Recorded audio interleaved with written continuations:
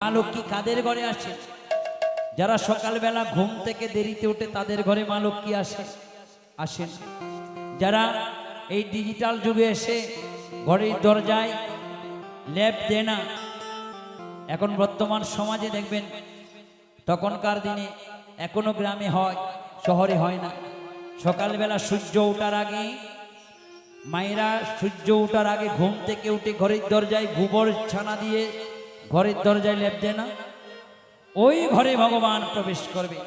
ওই ঘরে নয়, যে ঘরে সকাল 8টা 9টা 10টা পর্যন্ত ঘুমান্ত অবস্থায় থাকবে, সে ঘরে কখনো মা লক্ষ্মী প্রবেশ করবে না। করবি মা? করবি না। কারণ মা বলেন, আমি সেই ঘরে যাই না যেই ঘরে অলক্ষ্মী থাকে। লক্ষ্মী সেই ঘরে যায় যে ঘরে লক্ষ্মীর বসত হয়, যে ঘরে লক্ষ্মী মন্ত্র ভক্ত থাকে, সেই ঘরে স্বয়ং মা লক্ষ্মী থাকে। আর যে ঘরে অলক্ষ্মীর বসত হয়, সে ঘরে কখনো ভগবান যায় না। সুবিধা তাই বলছিলাম, ভগবানকে পেতে হলে নিঃশ্বাসে প্রশ্বাসে দমে দমে ভগবানের চরণ যুগল আশ্রয় গ্রহণ করতে হবে।